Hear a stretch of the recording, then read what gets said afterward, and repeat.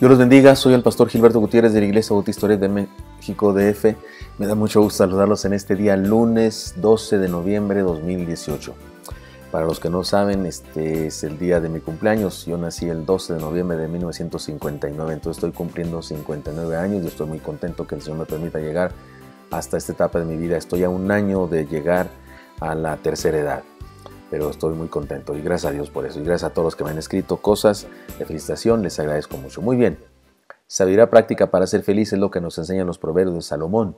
Y estamos en la serie que se llama La sabiduría que te prepara para la victoria, basada en Proverbios capítulo 24. Nos corresponde ahora estudiar dos versículos que resultan un desafío muy grande para nuestra ética, nuestra confianza en Dios y nuestra sumisión a su soberanía.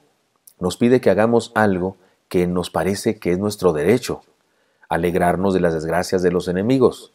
Sin embargo, el Señor dice que no lo hagamos. Leamos el texto, hagamos una paráfrasis explicativa y después reflexionemos en las enseñanzas que nos propone. Versículo 17 de Proverbios 24 dice así: Cuando cayere tu enemigo, no te regocijes, y cuando tropezare, no se alegre tu corazón. Versículo 18, no sea que Jehová lo mire y le desagrade y aparte de sobre él su enojo.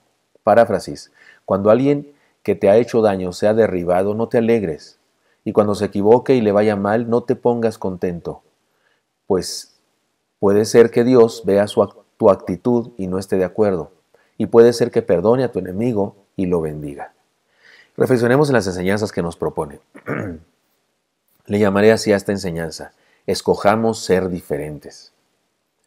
Cuando cayere tu enemigo, no te regocijes, y cuando tropezare no se alegre tu corazón, no sea que Jehová lo mire y le desagrade y aparte de sobre él su enojo. Leamos este mismo texto, estos dos versículos, en otras versiones de la Biblia.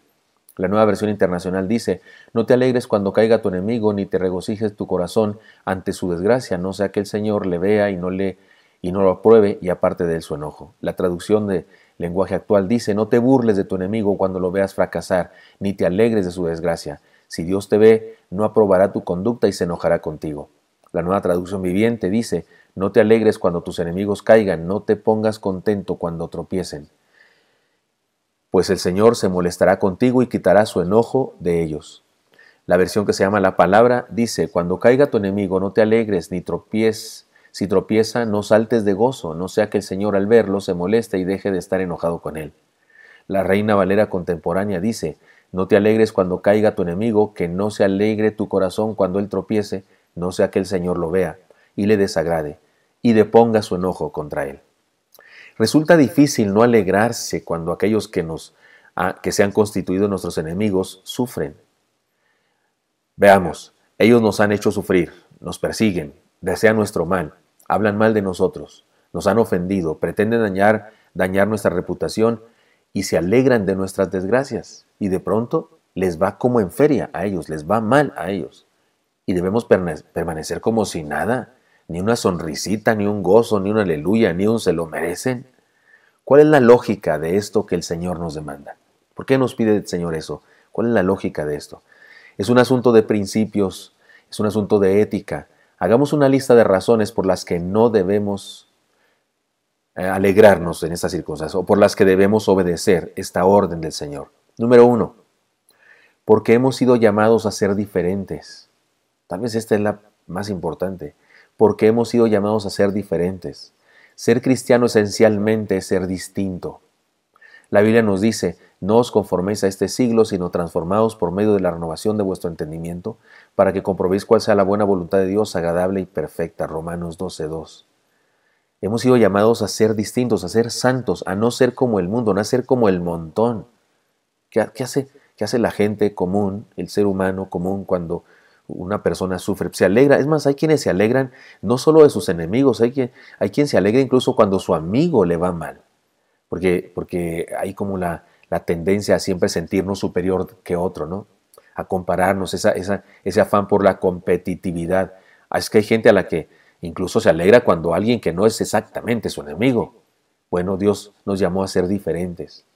Así que deberíamos obedecer esta orden en primer lugar porque hemos sido llamados a ser distintos. No se conformen, no se hagan a la forma del mundo, dice el Señor, a través de Pablo.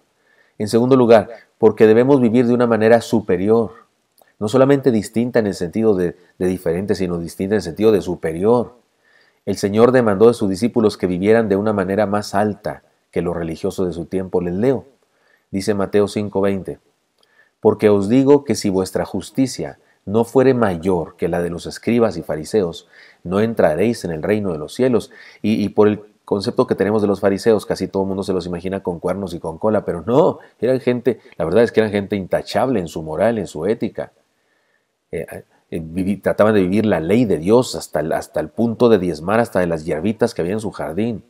Y el Señor dice a sus discípulos, si la justicia de ustedes y su comportamiento de santidad no es superior al de ellos, y por supuesto que se refiere, es superior porque Cristo nos santificó, pero también habla de ética, también habla de comportamiento. Hemos sido llamados a una vida superior. En tercer lugar, debemos obedecer esta orden del Señor de no burlarnos, de no alegrarnos cuando los enemigos sufren, porque también nosotros somos pecadores. La Biblia es muy clara en esto. Aquello de aventar la primera piedra si estamos libres de pecado es un asunto para nosotros también. Y ciertamente no deberíamos aventar la primera piedra. Y si buscando ser justificados en Cristo, también nosotros somos hallados pecadores, es por eso Cristo ministro de pecado en ninguna manera, dice Gálatas 2:17.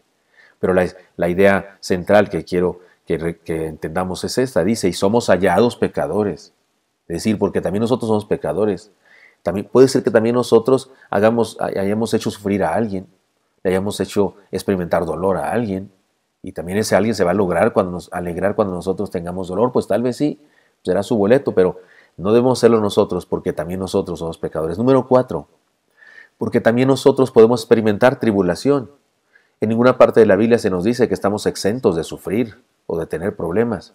De hecho, el Señor nos advierte, estas cosas os he hablado para que en mí tengáis paz y en el mundo tendréis aflicción, pero confiad, yo he vencido al mundo.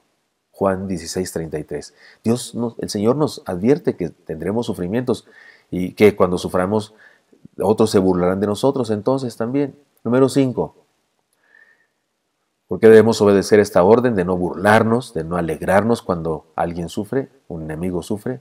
Porque Dios ama a todos, incluyendo a nuestros enemigos. Esta es una de las verdades más claras en toda la Biblia, aunque hay algunos por ahí en YouTube tratando de eliminar esta verdad de la palabra, pero están equivocados. Dios ama a todos, incluyendo a nuestros enemigos, porque de tal manera amó Dios al mundo, que ha dado su Hijo unigénito para que todo aquel que en Él cree no se pierda, mas tenga vida eterna. El texto más famoso de la Biblia, Juan 3:16. Es decir, no nos burlamos, no nos alegramos del dolor de otros, porque Dios lo ama también a ese. Número 6. Porque Dios es un Dios de gracia que da nuevas oportunidades a los seres humanos. De hecho, esa es la esencia de la gracia, nuevas oportunidades. Dice la palabra, el Señor no retarda su promesa, según algunos la tienen por tardanza, sino que es paciente para con nosotros, no queriendo que ninguno perezca, sino que todos procedan al arrepentimiento. Segunda de Pedro 3:19. Y yo burlándome de alguien por su dolor, y donde ese alguien se haya arrepentido y haya creído en el Señor y ahora es un hijo de Dios, yo me estoy burlando, alegrando del dolor de un hermano mío en la fe. Porque Dios ama a todos y Dios da gracia y da nuevas oportunidades a los seres humanos. Y séptima razón, porque debemos respetar la soberanía divina. ¿De qué estoy hablando? El Señor nos ofrece defendernos, cuidarnos, ayudarnos y dar su merecido a quienes nos hacen mal. Así que no hay razón para que nosotros busquemos nuestra propia justicia. Dejemos que Dios lo haga y deslindémonos de todos los demás y de todo lo demás. Lo que el proverbio dice es que si nosotros nos alegramos de la desgracia ajena, podría ser que experimentemos una gran frustración por todo lo que hemos dicho antes, pudiera ser que el Señor bendijera a aquellos cuya desgracia nos alegra y nuestra alegría podría convertirse en enojo y amargura y llanto cuando Dios los bendiga. Y los puede bendecir pues porque pueden arrepentirse. Y como Dios da nuevas oportunidades y como Dios es soberano, pues entonces nos va a doler muchísimo. No os venguéis vosotros mismos, amados míos, sino dejad lugar a la ira de Dios, porque escrito está, mí es la venganza, yo pagaré, dice el Señor. Esto está en Romanos 12:19.